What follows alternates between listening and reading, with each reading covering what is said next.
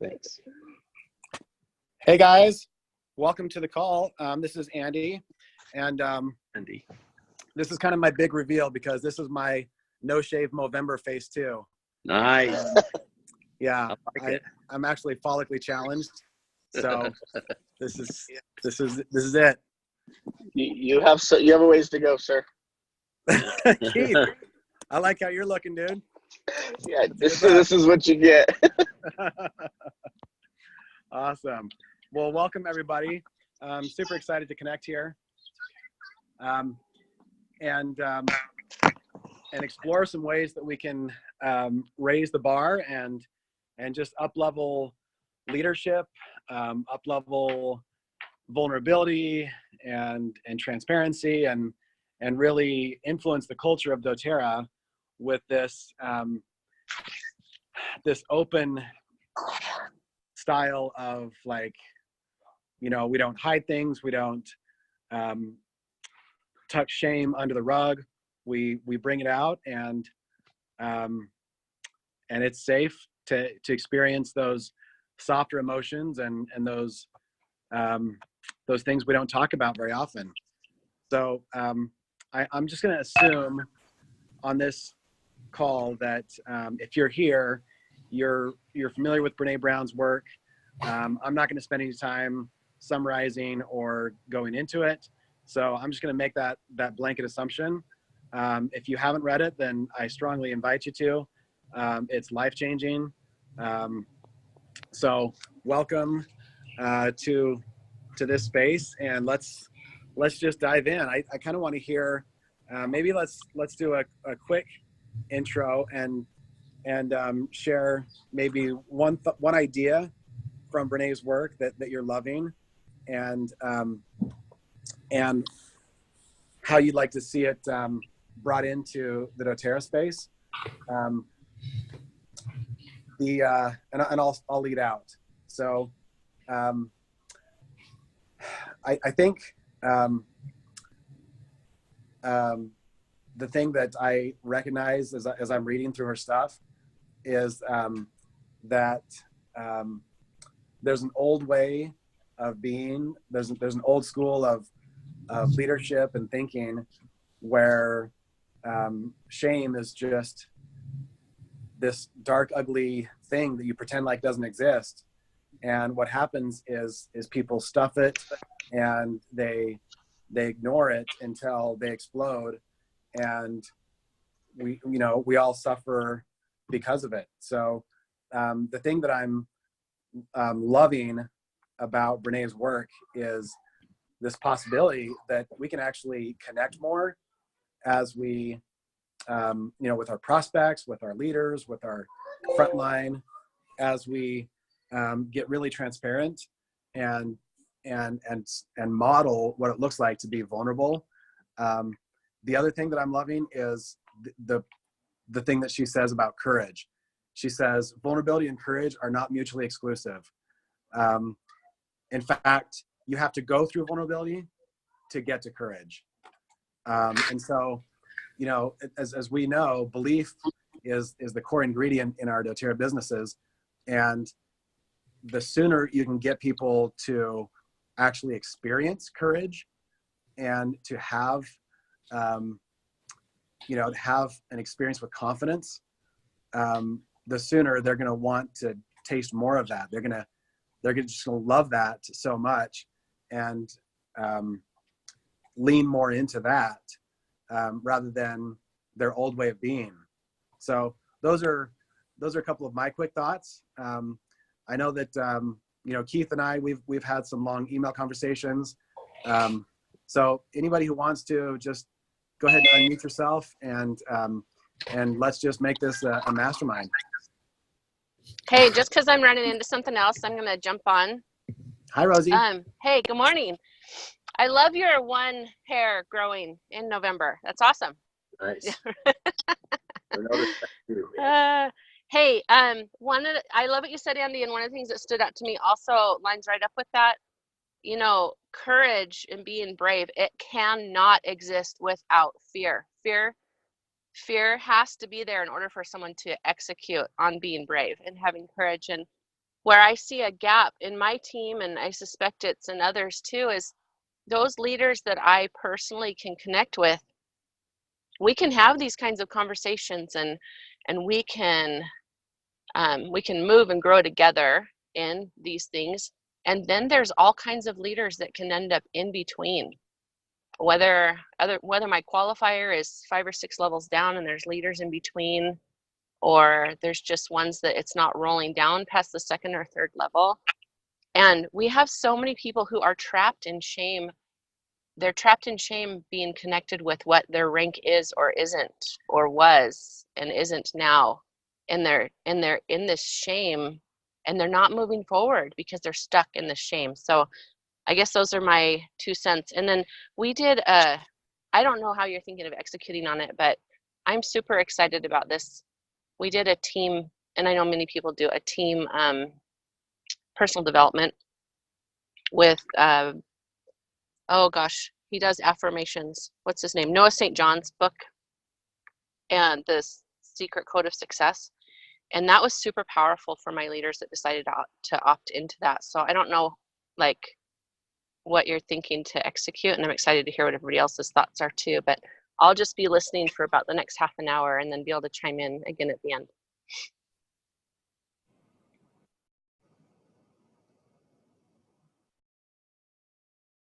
Andy, you're muted. Awesome. That's good awareness. Thank you, Jen. So I'm just adding your comments as you share them to the Google Doc. So I caught your second one, Rosie, about shame of being stuck at a rank. I didn't quite understand the first idea, which is the shame at the in-between levels. I don't know if maybe she's gone now. Can somebody else summarize what she was saying? So I don't.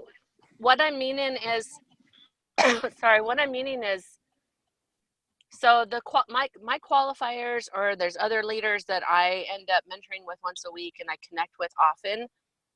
Like, we'll have these kinds of conversations, or I'll be able to ask them questions to help them raise their awareness on maybe where they are on that hierarchy, and of what they're feeling, and how shame gets in the way, and guide them along. But there's so many leaders I don't have personal touch with.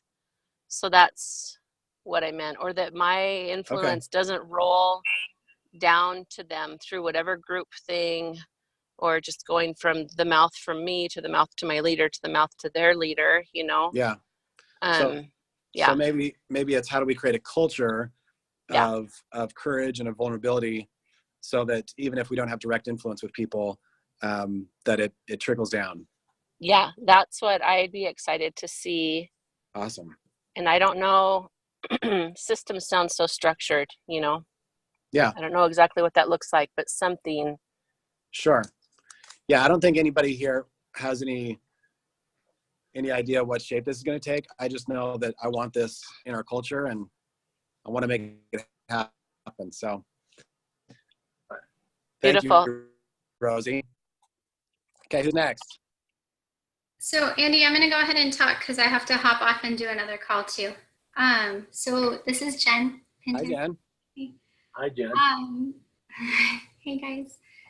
So one of the things that Brian and I have really realized is taking the leap and being vulnerable to take the leap, and then trusting that whatever happens on the other side is going to be meant for you. So she has a quote that she uses, and I can send this to you later, but I just looked it up again. So if you don't understand vulnerability, you cannot manage and lead people. So I think for us, it's been completely present in our vulnerability for our team to say, here's the huge leaps we're taking right now. Here's the trust we're putting behind the leaps we're taking. And if you want to come along with us, let's ride. So I've let go of all expectations and outcome as a leader. And I've been really, really deeply compassionate for people of where they are in their life, and understanding that my next level and my next rank is not coming from pushing other people along.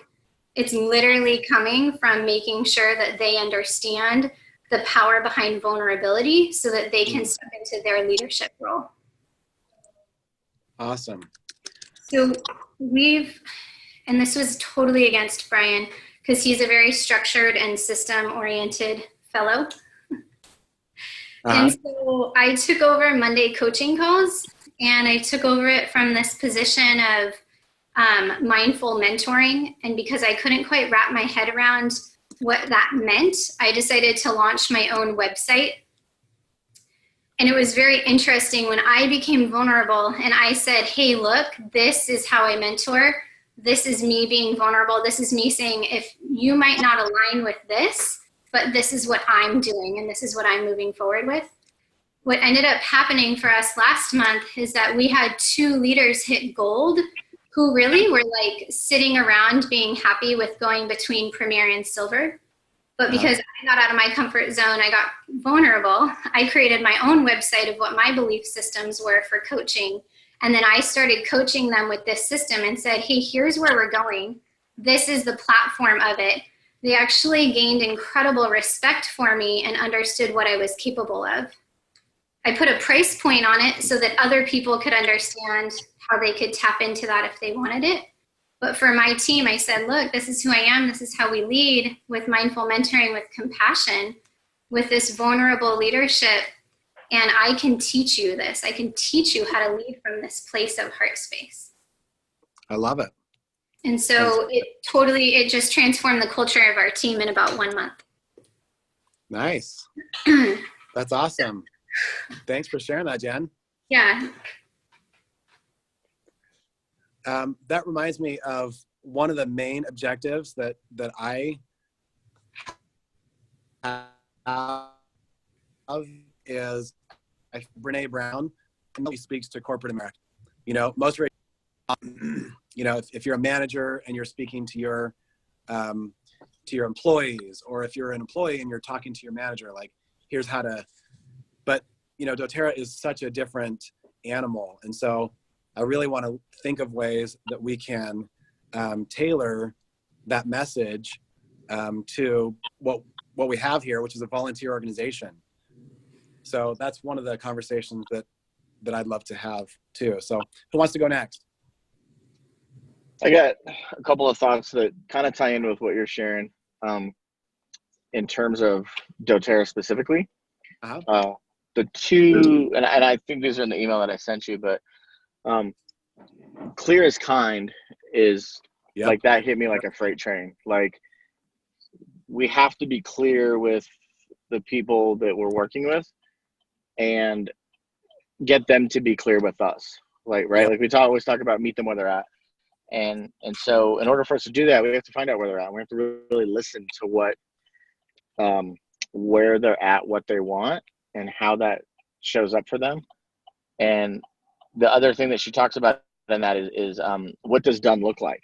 So if I say go share with 5 people, well, they may send a text message to 5 people, and that's sharing. But is that what done looks like to me? Like, having that back and forth about this is what that looks like, right? We have these great tools with Empowered Success and with the Live and the Share and the Build guides, and we can walk them through them. But I don't know that those guides specifically show what done looks like. And so I think a lot of people get confused maybe, or just not clear, right? And then the other big one for me that I think is super connected to this business specifically, and I think it really is like rooted in Brene Brown's work, which is the story I'm telling myself, right? Like, it's not real. It's just, this is what I'm telling myself. And so for me, it is real in the moment, and help me navigate that story and helping people see that that feels really real for you right now, but let's unpack that. Let's dive into that, right? And giving them the space to be vulnerable and to say, this is what I'm feeling. This is what I'm telling myself. Help me see a different thing, right? Super useful language for perspective taking. Exactly. Awesome. Well, I think we've got all of your notes already in the doc, and the clear as kind thing is huge. Being clear on expectations, especially where it is a volunteer organization. It's not like we can fire our downline. So that ability to create clarity around expectations is everything. So Yep. that's awesome. I think, and maybe this isn't the time for that conversation, but also flipping that, because we've had this show up, is you can't fire your downline and you need to have permission or understand that you can fire your upline. Yeah. If you're not getting what you need, we had a call with a builder today who is shut down. We noticed that she wasn't engaged. We reached out, said what's going on. She's not a qualifier for us. She's not in that place, but we still wanted to know why she was quiet. And she was kind of confused and lost because she's not in alignment with the way her upline is chosen to do the business. And so she felt like maybe it wasn't for her. And we had to kind of get into that space of like, well, okay, doTERRA's for you. If that's what your passion is, let's align you with someone who does do it the way you want to do it and help you find resources. Yeah. And I think that's a conversation. She was like, I didn't know I could do that. Yeah. Like, yeah, you're welcome to build your business and totally follow your passion, right? Yeah. Permission. Yeah. So I don't know how that aligns with this, but it definitely gets into that clarity and all the other stuff. Love it.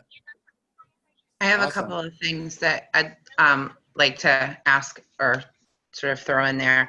I wonder, I don't have an opinion on it, it's a curiosity.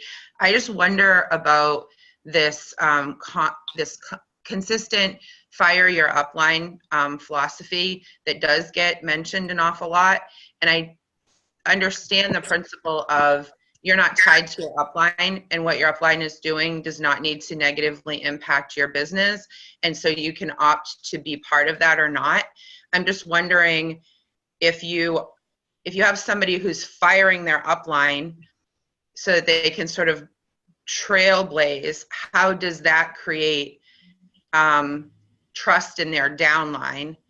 And I'm not saying that like there's not necessarily a one answer. That's just a question that comes up for me, because if we want to be vulnerable and we want to sort of model things for our downline, because we do want them to work with us, and we want to be the leader that can work with a variety of people, how does firing your upline work, as far as how does that trickle down? And I'm just curious if there's any thoughts on that in light of the other material with Brene, because I feel like there's something to that. Yeah, those are great questions. I love what Keith mentioned earlier about the story I'm telling myself. So, if you when you hear that phrase, fire your upline, it sounds like that triggers something in you and feels maybe disrespectful. And so, you could use language like that. The story I'm telling myself is you don't value, you don't respect, that you're a renegade, that you're so by going off and firing your upline, that means this, right? And so that could create that safe space to say, this is the world from my view. I'm probably missing something. Can you tell me more? So that's great. Good thinking.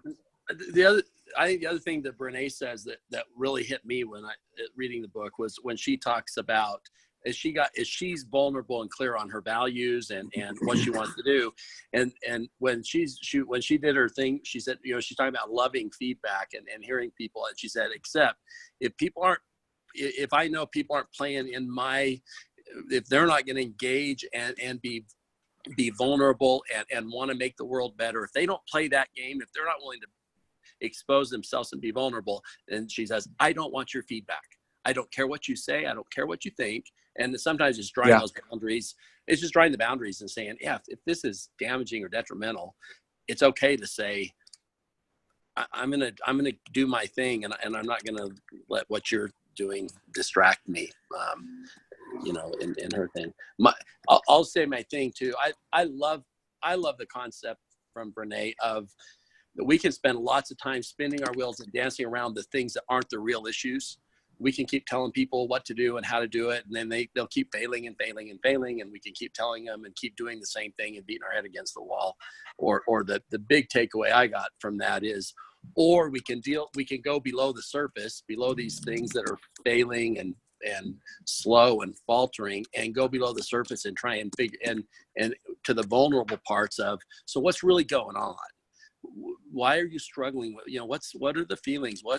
And as we connect on the human side, resolve those, make it safe, and support the underlying growth, all the outside stuff will happen automatically. And I do this a lot. So this is a big chunk of my life, is helping people. I know a lot of you on this call, because we've sat in rooms together and done a lot of this kind of work. And so I love the idea of, just, man, you can spin your wheels and deal with what's on the surface and what's not real, or you can get underneath that into what's real and have it be far more productive as far as from a leader's perspective. That's what I love about the context of what she does. Yeah, I heard a Blue Diamond say once, if I'm coaching somebody and they bring up something in their personal life, I tell them, that's personal, this is business, the two don't mix. Right. Yeah. That hasn't been true in my experience. Yeah. Nor mine. I do want to, I think one of the things that you just brought up is we're talking about root cause, right? Yeah. Which is kind of at the core of what doTERRA and essential oils and all of it is about, right? Is we're getting into that. Let's not deal with the symptom, right? Let's deal with the root cause of what's bringing this up for you, and how we can navigate that. So I think there's so much alignment there. Okay, I've added those to the spreadsheet. I love those. Who else wants to go? Hey, I wasn't sure of the question. I just joined. It's 5 a.m. here in Australia. It's Anastasia here. Thanks for joining us, Anastasia. So great to be here with you all. So I'm not quite sure what the question was, but I just wanted to respond to what has been said about safety and what in just my own experience, I feel like if we can cultivate, like I love that, the 100% responsibility that I've spoken with Andy about, that I know has the thread from Brett as well, that the safety is within the individual, that we can cultivate an environment where we're supporting people to create safety within themselves, and then for them to trickle that down through their team, as opposed to, we can have responsibility to create a safety within our relationships, but ultimately the safety is within ourselves. So when we meet, whatever we meet, like whatever kind of feedback, whoever it's coming from, because sometimes we can't control who it's coming from, whether we want to listen to it or not, that we have that safety within ourselves. It's like, oh, okay, yes, I hear that, and it's not feeling relevant for me. I'm just going to hear them, or I'm going to hear that. I'm going to feel vulnerable, and so the safety is within me, not So for me, what comes up is that if I'm safe, then I'm not reactive. I'm not hyper exposed, and I'm vulnerable to what's happening, as in I'm receiving it and I'm digesting it, and I'm seeing what's there for me. I'm seeing the opportunity of what is coming up, and creating a space where I can respond as opposed to react to whatever I'm meeting. Right. Yeah, that's just something that came up from what's been shared. Awesome. So anyone who's joined us since we started, we're just kind of doing a roundtable of what are some core concepts that have touched us from Brené Brown, and how could we bring those to bear in doTERRA? So that was perfect. And by the way, I have a Google spreadsheet that I've posted the link to in the Diamond page, but I'll post it here too, so that I'm keeping notes, but anybody who wants to just be adding to that, feel free. It's just a shared Google Doc. So thank you for sharing that, Anastasia. All right, who wants to go next? I want to jump in here for just a minute. So one of the main things that I saw was actually empathy versus sympathy, because so much of the time I see people that they sympathize with somebody and they jump into the hole with them and they can't seem to get out. And so her talking about having empathy and helping people get out of that hole, I think is a major part of that whole thing, so that we can empathize but not get in the hole with them and help them to find their way out of the hole. Because a lot of the times, like I love the clear is kind. So I'm like, yeah, I think I'm kind of too clear at times. But the empathy, I think, is a big thing, because you have to be able to know how to get out of the hole and to get that route out for other people. And Totally. So, yeah. Have you seen that animated video that someone created with Brene Brown's voice? And they animate that whole little story that she tells. You know, like if someone's down in the hole and they're suffering, you can climb down in the hole and you can just be with them, or you can take this angle of like, man, you know, standing above the hole looking down saying that really sucks, you know, like, but it's not as bad as this one time when such, you know, like it's a really, really clever animation. I'll post the link to that too. Perfect. Great idea. I've got that in the spreadsheet. Who else wants to share?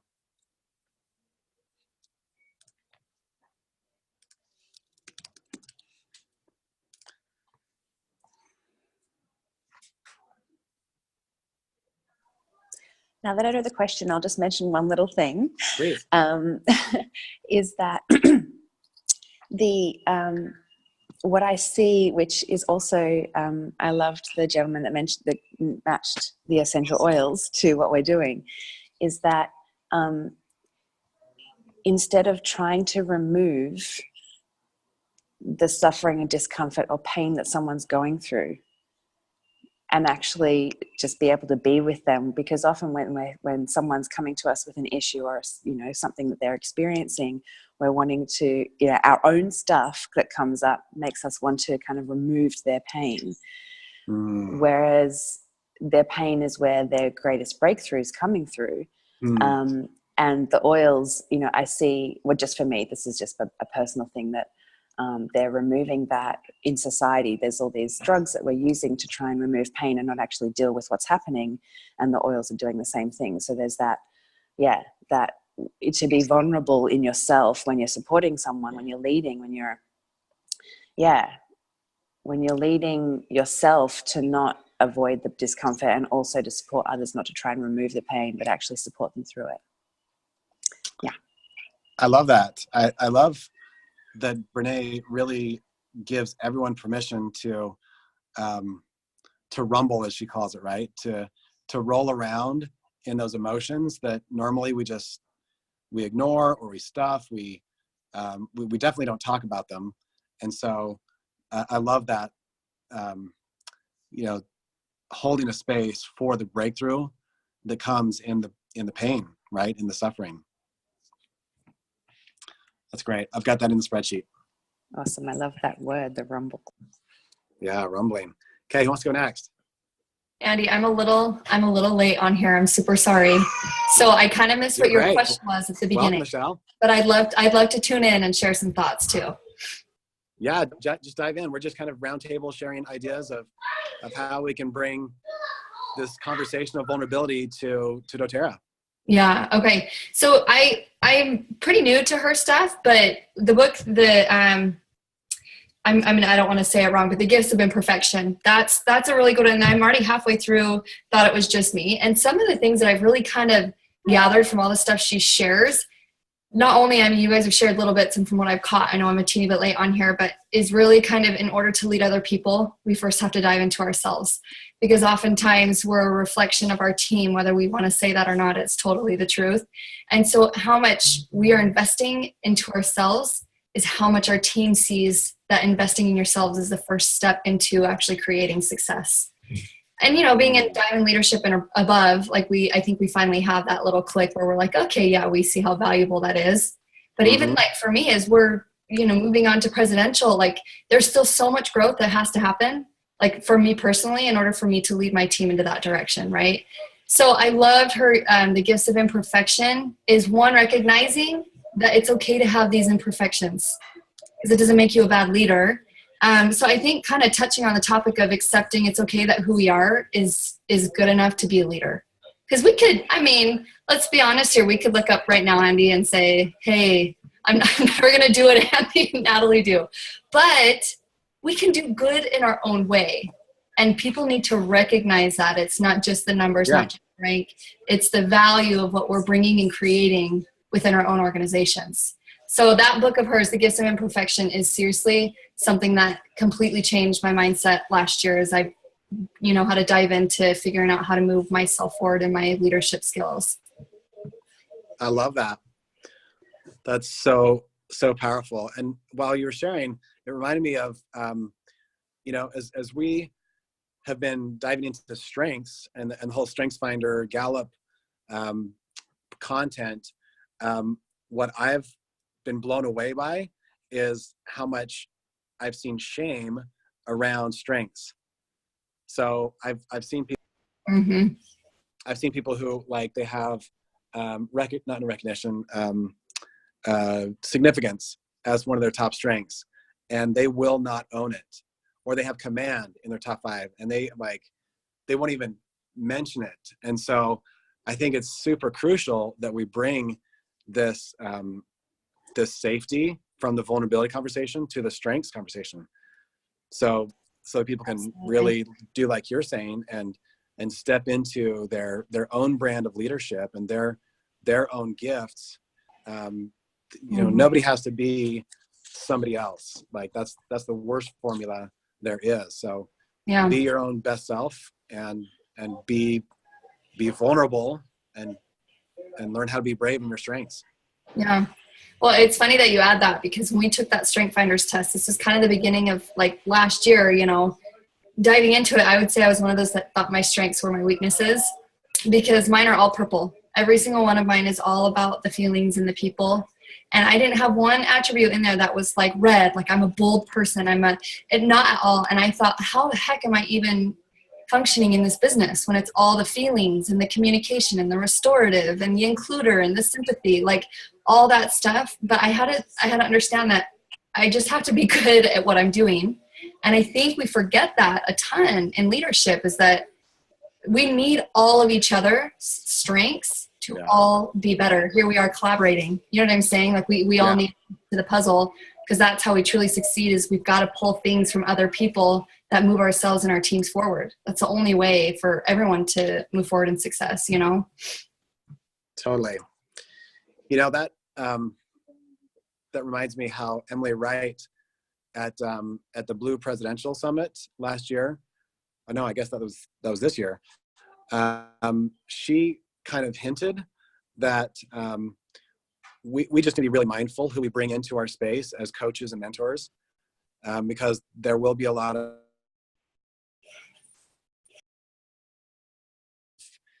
who are trying to pull the culture another direction. And she's like, I think we have what we need in our own ranks.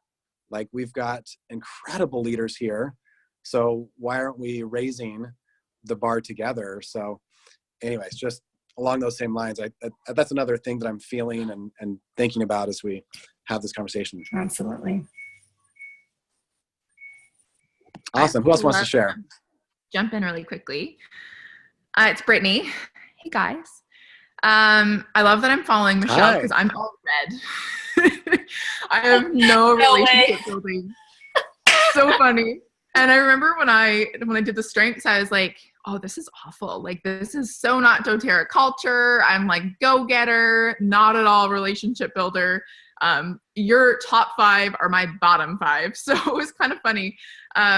So I'm going to kind of go on a little different trend here, because I'm a total red personality. So my biggest thing, and a big thing I've seen on our team, is the hustling for your worth. So I actually just pulled open my book, and I'm reading it for the second time, and this is exactly where I was. And the quote here says, when people don't understand where they're strong and where they deliver value for the organization, they hustle, and not the good kind of hustle. So something that's really been big for our team is staying in your own lane. And it's so easy for us to look at what other leaders are doing. So I've been a diamond for 2 years, and a strong diamond, but a diamond nonetheless. And it's been so hard for me not to watch other leaders stepping up and rising to new ranks that maybe we hit at the same time. So I'm even in the same boat as a lot of our team. That's what Keith was mentioning, and Rosie, like how people feel shame around that.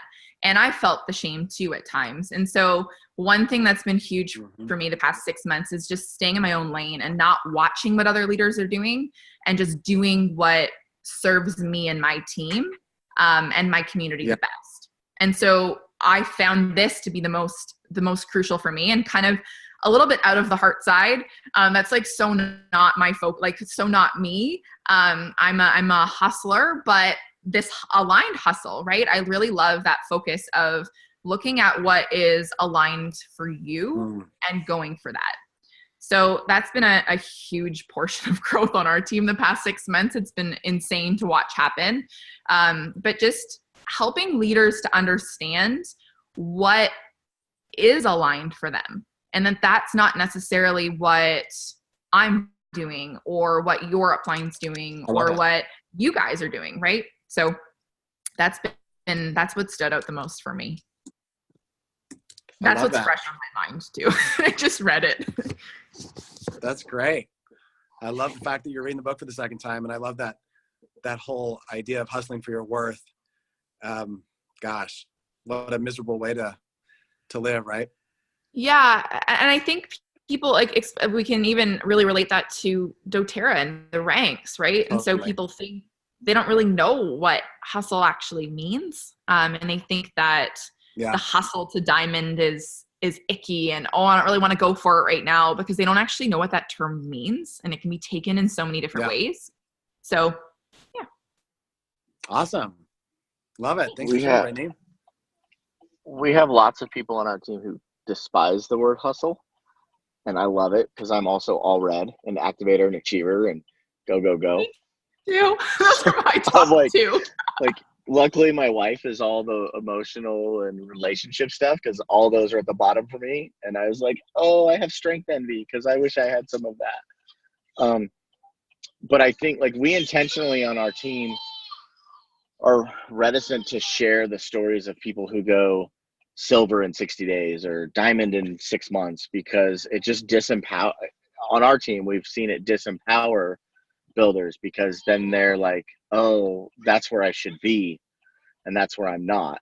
And so we've really worked to embrace some of that sort of strength envy and shame around I'm not fast enough, I'm not strong enough, I'm not good enough, because it's just so not true. Like, all of our journeys are so different. And so I think that's a huge piece of what we can bring to this, is allowing for that space to have their own journey and be really comfortable in it.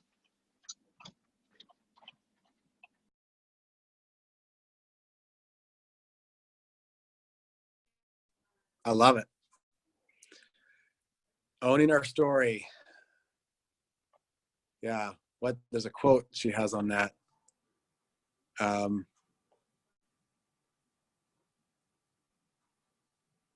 Yeah. Anyways, I can't find it right now, but that's a powerful idea. I love how, I'd love to just add to that, because I love how vulnerability actually helps us in those areas of achievement, because without what I've noticed recently, because I'm balancing mine and amplifying my strengths, is that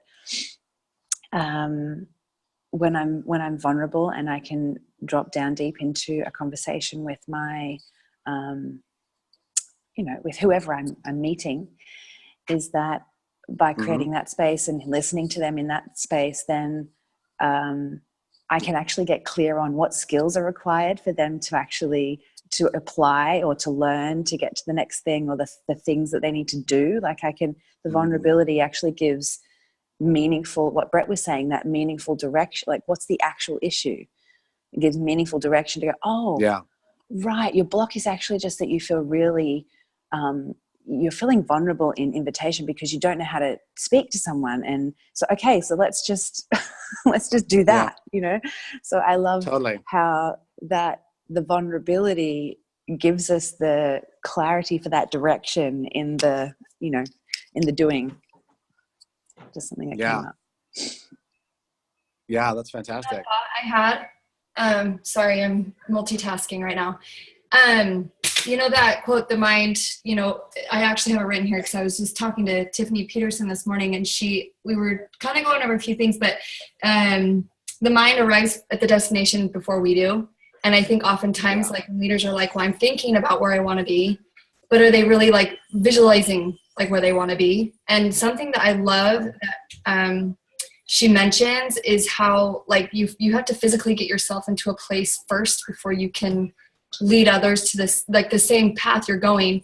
And it made me think more on, do we see a lot like in our own organizations, some leaders who their mind's arriving to the wrong destination? Yeah. And so that's where they're ultimately going, is my mind is, I'm stuck. I can't get past silver. Well, that's where they're headed, is because they're actually there. You know what I'm saying? So I don't know, if something we can like wrap our brains around, like how, like, where is your mind at? Because your destination's landing there already, and you can clearly see that it's not in the right place, you know?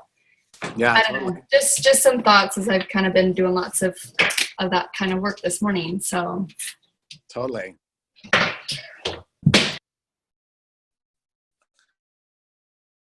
I was actually on with Brett the other day, and he said, you know, the most basic application of vulnerability is when you're talking to someone about their health issues, like what percentage of health issues are a little bit embarrassing?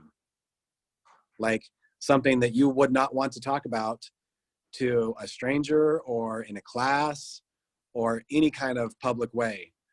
So like every time I teach a class on women's health issues. There you go. Right. I mean, that's something where because we're not trained on how to go there, we probably just avoid it, and we probably miss, like, how many people have not been served just because they haven't felt safe bringing it up.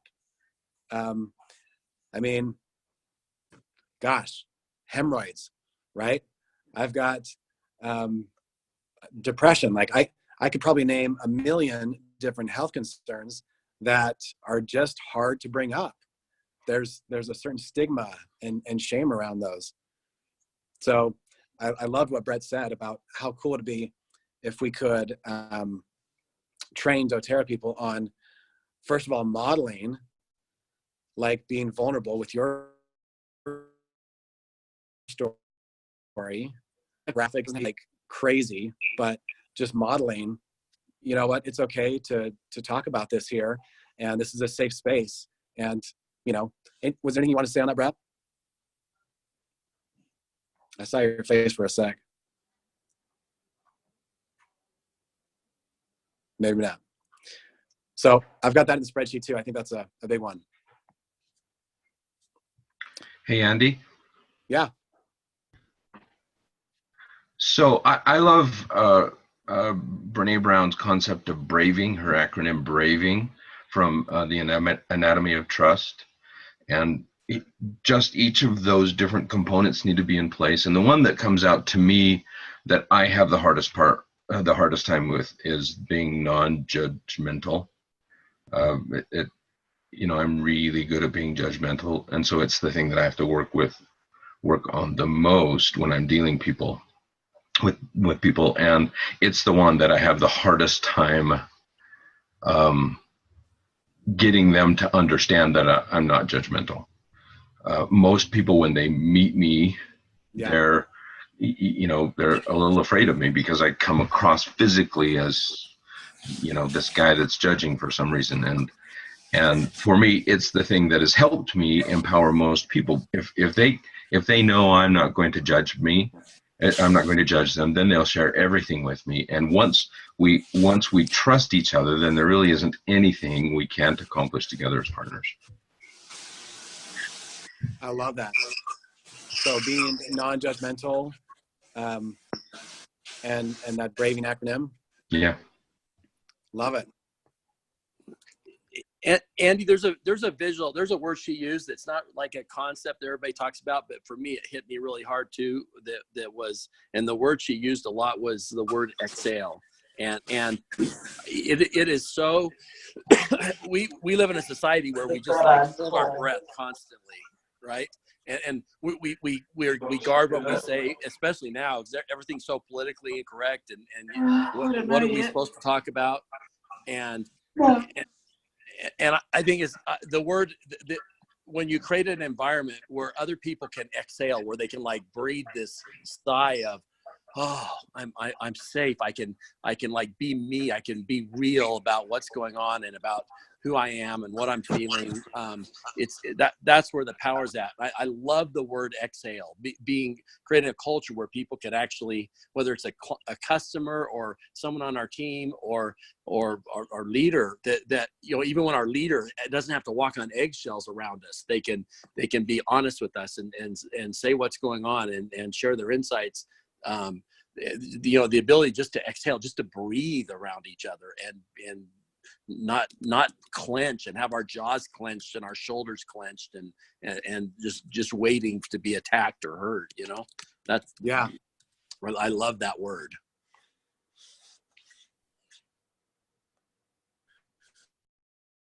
I love it. Hey, oops, sorry.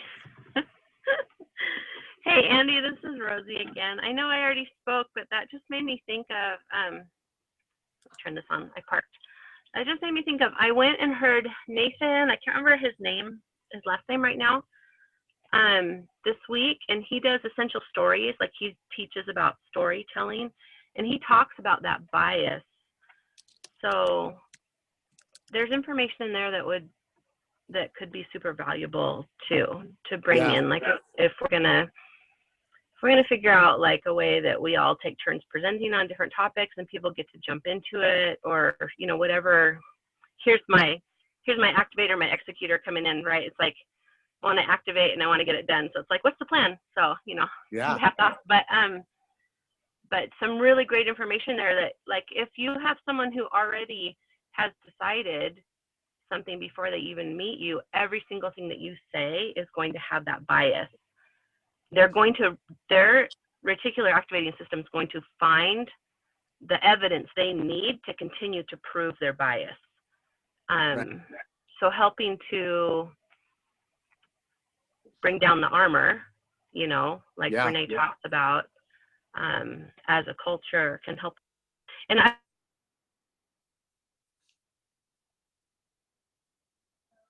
did we lose you, Rosie?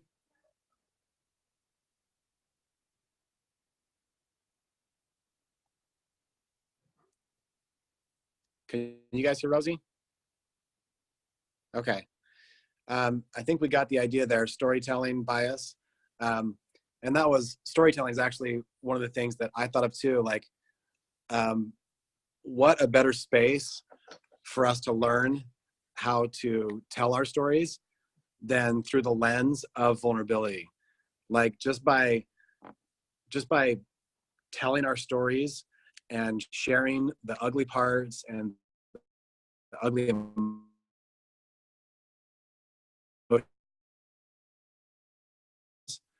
like jarring the I think we tend to focus on the positive, like we're told to, and we put up all of our affirmations and we think happy thoughts and we think win-win, and like, but let's be honest, like all of our stories have the hard somewhere in the middle, and so being able to, with skill, tell our vulnerable stories gives permission by default to the listener that they can have struggle, they can have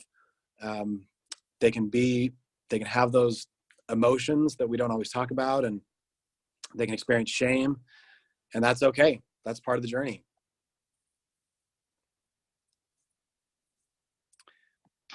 Andy. Yeah. It's not just part of the journey. It's a part of life. It's who we all are. We're all comparing our worst, because it's the thing that haunts us, to everyone else's best, because that's what they show us. And so I love this idea of of helping people see that I'm just like you. You know, frankly, I'm probably a bigger mess than you are, just standing in a different place on a different path. Yeah, totally. It's yeah. So I hear you, Rosie. Like I've got activator number 1, and so you know, when I saw the feedback, the response to my first post on the Diamond Group, I immediately reached out to 2 different Brene Brown facilitators. I asked them to look at their calendar, and I talked to Oil Life about when can we schedule a Dare to Lead workshop for our doTERRA peeps, and I have those dates. One option. So that's one road we can go down. They have these 2-day workshops. It's like $350. They could also do it online. So that's one option. Another option that I started brainstorming with Brett the other day. Brett actually leads a training and has for the last 20 years. That's all about vulnerability and all about, you know, feedback and breaking through our stuff. And so one idea is, you know, we could just all come together and probably just start out with maybe diamonds and above. And we all just kind of rumble for a couple days with our stories and rumble with our fears, you know, just kind of go through the process ourselves and see what we come up with before we offer it to our you know, to all of our teams. But anyways, those are a couple of different options that I've come up with so far. And I don't know, Brett, are you still on? I am. Yes. Do you want to share a little bit more of some of option 2, which is, you know, maybe coming together and just rumbling with our vulnerability for a couple days? Yeah, I mean, I think that the doTERRA context that's something. I mean, there's a strong corporate kind of bend in the traditional Brene Brown, you know, content, but you guys have your own culture, and I don't know that I have a solution or even a way, a mechanism other than I play in this arena. So as she's talking, as I'm listening to her book on audiobook, I'm driving down the road and I am just bawling my eyes out. And that's why the word exhale came to mind, because I do a lot of this heavy work of revolving around people's shame and guilt and all the crappy stuff that happens to us. And I get into the middle of it. And a lot of people on the call have been through the work that I do. And so, you know what I'm talking about. I think that it would be really interesting, and fun's probably not the right word, but it would be interesting to get a bunch of people together like this and say, hey, let's explore our stories and the vulnerability. Let's work on recrafting how we lead and how we communicate and point things out. And one of my gifts in life is being able to just sit on the sidelines without judging and say, look at this and let's point this out. And it'd be interesting to get some people together and just say, I think I'm not, and I'm totally open. So there's a part of me that I would love to just sit in and be a student in one of these things. And so, and I want to contribute whatever I can. Well, you were even saying that as you're reading through Brene's books, like it's bringing up your own vulnerability of your story. So not just the work that you do, but your journey and understanding some of the why behind. I mean, kind of not the science, but just a little more fleshed out. She's really good at putting the words on things that I kind of believe and do, but she puts words on it, and I'm like, that's it. That's what it is. And so, I would be anyway. Yeah. So when Brett offered this the other day, I was like out of my chair, ecstatic about the possibility, because, you know, Brett Brett's been a dear friend and a coach and a mentor for the last 10 years. And he's also building in doTERRA, and you know, he's got a diamond on his team, and like they get the doTERRA culture. Brett's the one who built the Chloe app, so he gets doTERRA from every angle, the customer angle, the leader angle. So anyways, that's just one idea that we want to throw out there. But I'm wide open to whatever. So I'd love to make this a roundtable conversation about what other ideas are out there for how we can raise the bar of the culture and bring vulnerability to the doTERRA family. Andy, can I jump in a minute? Sure. So I'm coming in kind of the last half, so I hope I'm saying something that hasn't already been said.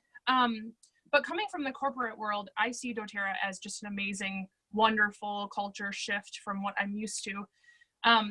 And so I tend to really gravitate toward the practical side of her teaching. And when she talks about paint done, and just the communication that happens in that conversation, I love those valuable skills, and I'd love to make sure that that's added in, because there's so much communication that happens in our teams, sometimes face-to-face, but typically not.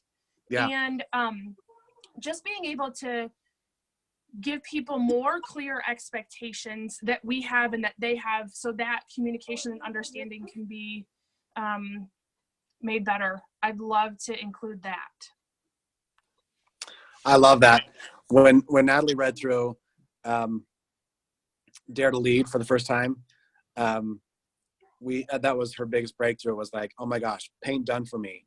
Like she was like, I suck at that. Like I cast this high level 30,000 foot vision of what I want, and I expect people to break down everything down to the runway, and that's not working. Like why am I frustrated so often with team members, with leaders, with employees? Like it's me. I'm not painting done. So I love the idea of making it really, really practical. And I think that like mentoring, I've been getting some requests from some of our leaders.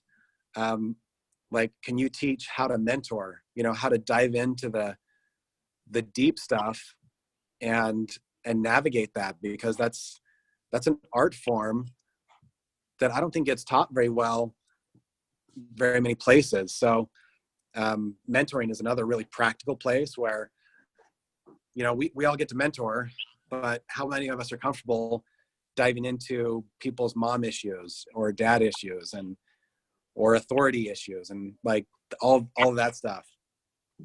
Well, and I think that there are people in doTERRA who say, I'm not your therapist. Yeah. That's not why I'm here. That's not my purpose. And that may be true, but we also have this amazing opportunity for influence that I think can be used in that arena. Totally. Yeah, I would love something that helps me be a better leader, mentor, coach, whatever word you want to use, for my team. So it isn't just about me dealing with my issues, though that needs to be a component of it because I learned by doing, but coming out with some concrete skills, right? I've experienced this personally, and I've learned or had an opportunity to experience how to help someone else come out of that, so that it strengthens me, and then I can go out and start strengthening my team, not just work on my issues. Yeah, love that.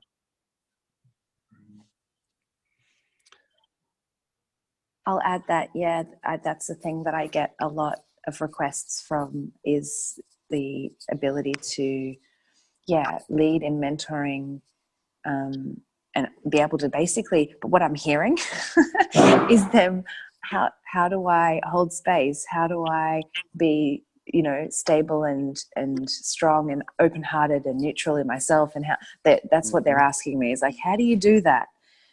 So I love this conversation. I think that is because essentially people come into doTERRA building the business, having a vision for themselves, and they don't, unless they've been a leader before, which I certainly hadn't, you know, in an organizational sense, that they fall into leadership. We all just kind of like stumble and find ourselves like, oh my gosh, now I'm in this position where I am leading people. And so, yeah, this having a space for them to, or, you know, a training that will support them to be able to chip away at those things and look at the areas that need some, magnifying glass. It's great. I love it. Awesome. So needed. Fantastic. I wanted to jump in real quick if I can. I put in the chat because I'm with my kids and they were being noisy. I had to step away to bring back Mentor University, and Rosie had asked what it was. My wife gives me a hard time because I love the oils and I'm passionate about what we do. The thing that I'm most passionate about, though, is the leadership development, the coaching, the mentoring, the helping people through their stuff, because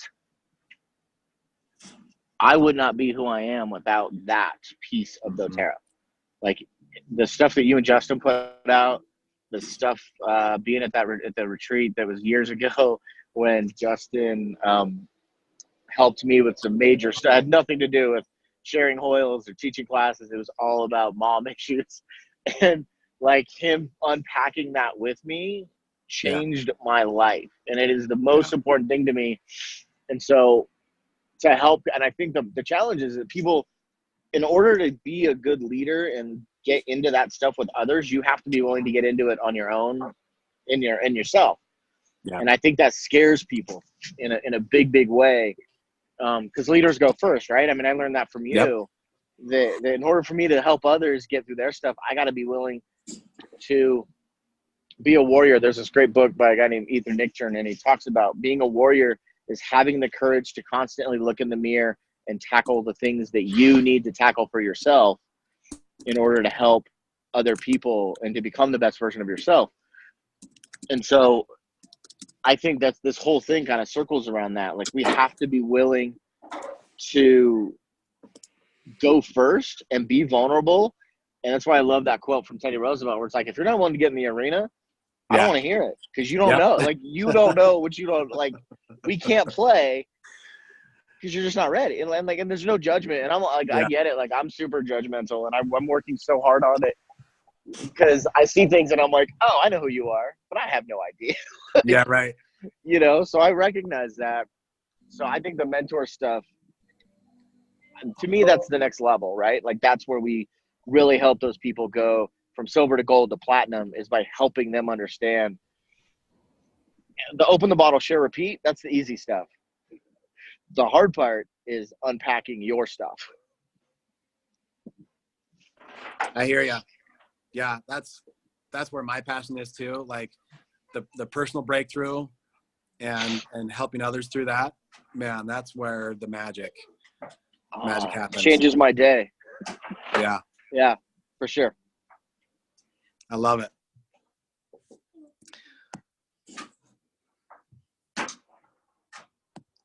So anyone else have any ideas on maybe the form this might take?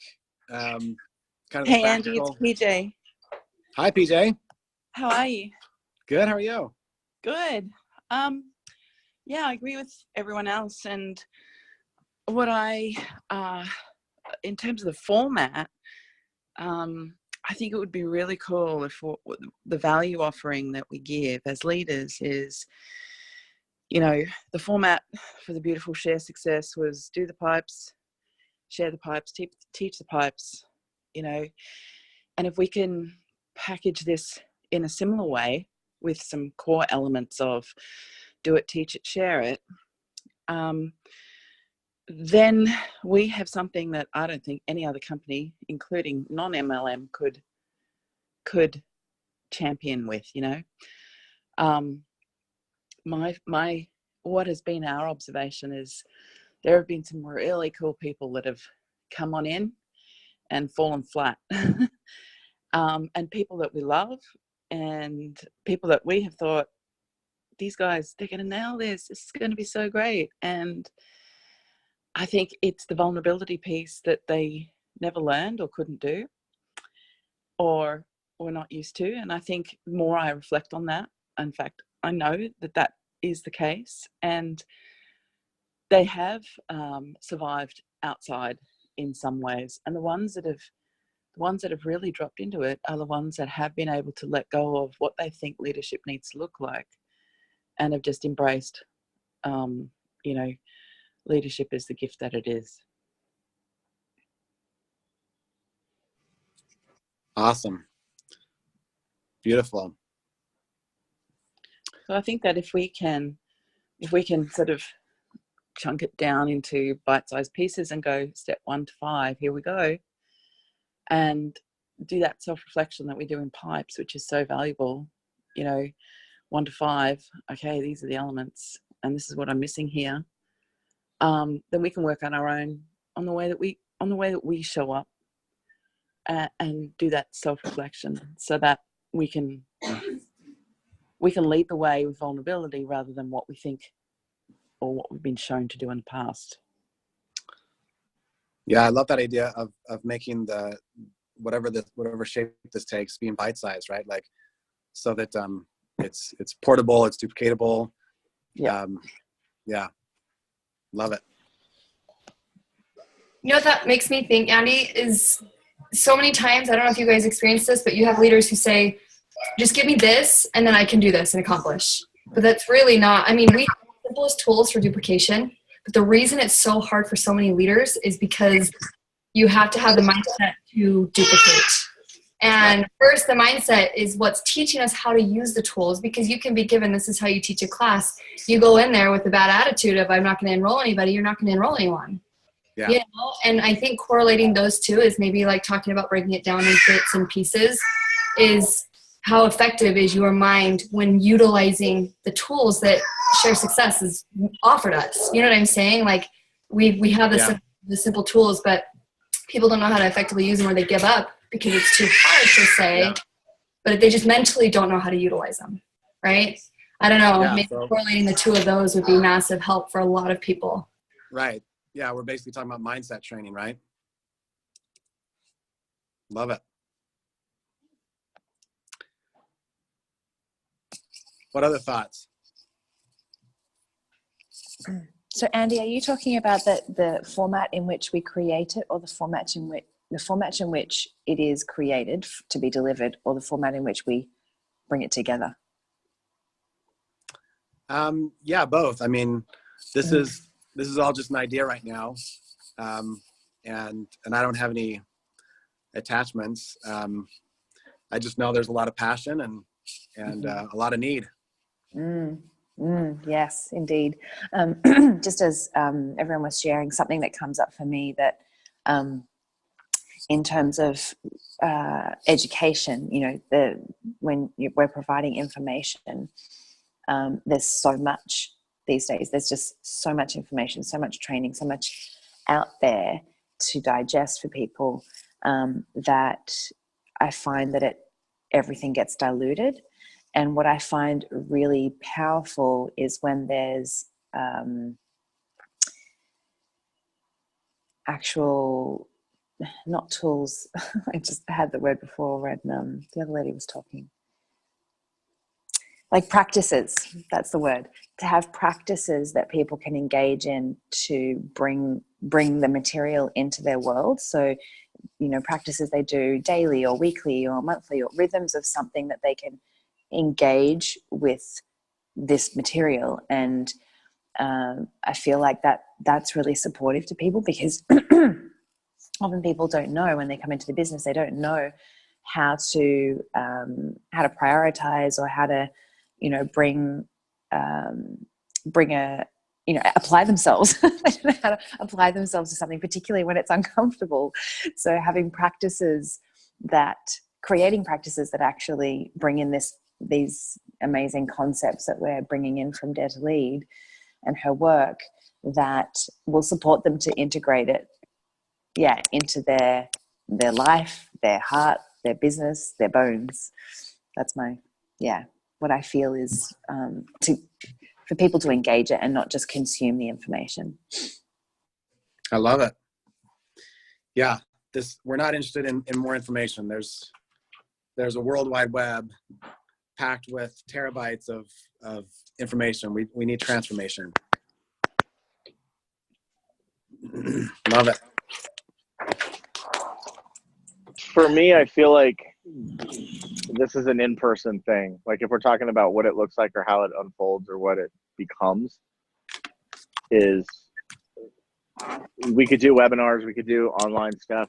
The challenge with that is this is, in my opinion, this is such an important topic that you need that focus. And so many of us, when we're doing Zoom stuff, have kids in the way, have other distractions or other things happening. What if we? And so I don't know how it comes together into a 1 day or a 2 day or some sort of, you know, a live event. Maybe it's a traveling road show. I don't know, but somehow get people face to face working through that stuff. Hey, this is Rosie again. I have to agree with that. Over the last couple of years, I've been on quite a journey and just recently got certified in NLP and emotional processing and have done Brecht's training, and they're transformational, to say the least. And in person, this, like if you look at a sports program, what they do first is create the team that wins the Super Bowl, and they come up with that magic, what that looks like. And we can't go out and start to deliver something in another format until we as a whole have that playbook in place. And doing this kind of work in person makes it so it can be broken down and put into digestible pieces that could then roll out to the entire culture, right? Yeah, I agree. And I think the one of the big challenges in this type of work too is that there's a Grand Canyon between the theory of this and the actual practical application. Because most people, if you were to ask them to describe what's authentic for them, what's real, what's vulnerable for them, most people don't even have a clue what that is. They're so used to playing the other game that pretending to be vulnerable becomes part of the fake game, is the pretense of vulnerability. And we get really good at telling the story and making it, but the words are there, but it's not the real thing. And I think it is. I think you have to rumble. That's the one I really agree with. And I don't know how you rumble on a conference call as much as, like, give yourself the time and the space to get in and really dig and turn rocks over and stones and explore things and get feedback and, look at what's going on, with some outcome. That makes sense to me as well. And that aligns with my experience, what Rosie just said. I totally agree. Yeah, you just can't replace the in-person experience and once people are modeling this, once you have a set of leaders that start to model it, then it does a lot of the lifting, because when people see the model and it's real and authentic, it doesn't take as much for the next people to start to see it and apply it as it does for the first group. Is the hard one, because it's like we don't know what it is, but when you experience it, you know exactly what it is when you experience it. Yeah, totally.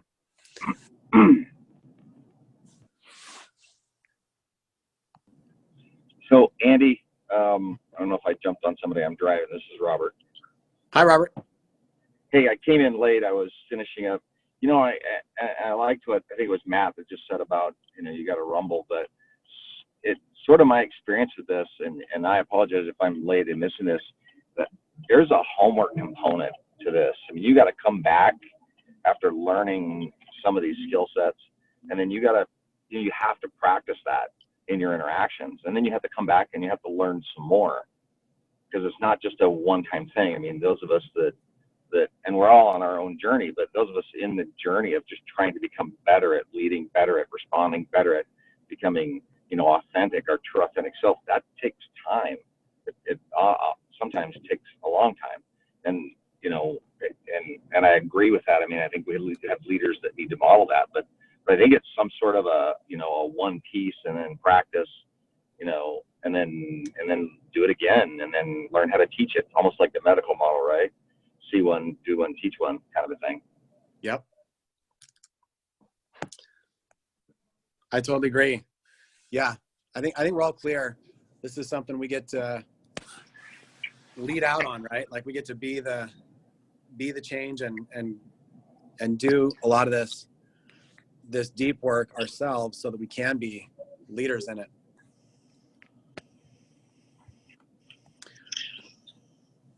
Well, I don't know how you guys are feeling, but I think we're all pretty much on the same page that live is better. I move that we invite Brett into this space. He's been the facilitator that's rocked my world, and gosh, countless hundreds in our team through the BU training. What we're talking about doing here would be a similar work, but it's us figuring out as leaders. It's kind of let's all roll with this together and figure it out together. And I feel like Brett's the right man for the job, to lead and facilitate so that we can all make progress. I think we all do have our own journeys, and I think we all have some ideas, but I know that experientially he's been such a catalyst for my own personal growth and change. So I would love to have him play that role for us. Is he going to make me cry? Guaranteed. Yeah. Then I'm in. All right. Yeah, but I'll be crying with you. So. Yeah, that's right. I think we call it we schedule a rumble, and we just go to rumble and say, let's walk off 2 days and let's come in and do a rumble, and without tons of expectations, but everybody come prepared to go all in and as deep as we can go, and that we just do a rumble, and I love it. And I want to participate in the rumble part in myself, as well as help to, organize a little bit of facilitation. But sure, that's as exciting to me about it as anything. So I love it. Well, I'm seeing a lot of yeses, a lot of clapping and happy emojis coming through the chat. So should we start looking at dates? Let's do it. I love it. So well, Brett, excited. I guess we need to start with you. What's your availability? And I'll make it work. I've got a couple of trainings scheduled, but other than that, I'll make it work. So I'll work around what the dates are available at Oil Life and the dates that work for everybody. I'd love to keep momentum, and so I have a lot of those, the reds as you were talking about as well on my strength finders. So I'm like, today's let's do it today. I know, right? That probably won't work. Well, I'd love to get a little clarity here in the group. We could try to pull something off this month if you guys are in. If not, we could start looking at January dates. Nah, let's do it now. I got activated too, Andy. So, is it crazy to look at December 14th and 15th? That's next Friday, Saturday. Hey, Andy, this is Rosie again. Sorry, you guys, I just speak up a lot. Here's what I think. I think not everyone's going to be able to come to any one date. So let's just execute one really fast. And then we can execute another one in a month or in 2 months or something, right? Great. I love it. Yeah, there's no way that we can fit everybody's schedule. So maybe we just jump in and start rumbling, and then we just people can roll in as we keep rumbling. And I think being ready for January is a better way to go than fumbling around getting ready for January to maybe fall into place. Do you know what I mean? Yeah. Everyone's doing the Christmas thing, and I don't know about the US, but in Australia here it's crazy. But happy to rise above the crazy, to be prepared for taking 2019, you know, with this really good foundational stuff that we're prepared for, you know. And I think it is really this next level of doTERRA. I can feel the energy shifting big time in a positive way, but being ready for that is key. And I feel not putting it off, you know, to another time. There's always going to be another time when it's not going to work. Now Love is it. good. Okay, that sounds great. So I'm going to check with Oil Life on availabilities, but the best window in my schedule would be next weekend. So let's just, maybe what I should do is, should we start a little Facebook group for those of us who want to be in on this, and that way we can have an open conversation and discuss dates and just details like location and. Okay, I'm seeing a lot of yeses. So if y'all are great with that, I'll set up some group. Maybe we'll call it the Rumble group or Dare to Lead, or so. Let's call it Rumble group, because we may get in trouble for if we call it Dare to Lead. That's true. That's true. Okay. Yeah. Hey, maybe Andy. Maybe we'll call it Get in the Arena. Yeah. I love it. Is there a possibility to look at not weekend dates too? I'm open. Yeah. I mean, are weekends better or are weekdays better for this group? Well, I don't know. My brain is like, we're self-employed, and I'd rather move my work things out of the way than move my family things out of the way. And my weekends are usually my family things. Okay. But that might not be true for everybody. I'm seeing a couple of weekdays come through. Either's great for me. Brett? Either's good for me. Okay. All the same for me. I'll focus on weekdays then. So great. Fantastic. Well, watch for an invite to a Facebook group. And we'll keep this conversation going. Good. Thank you, everybody, for sharing so openly. It's really been really great. You can Yeah, feel thank you so much. the power. I love it. And thanks, Andy, for bringing us all together. Oh, absolutely. And your vision. I love this stuff. So thanks, everyone. Let's see.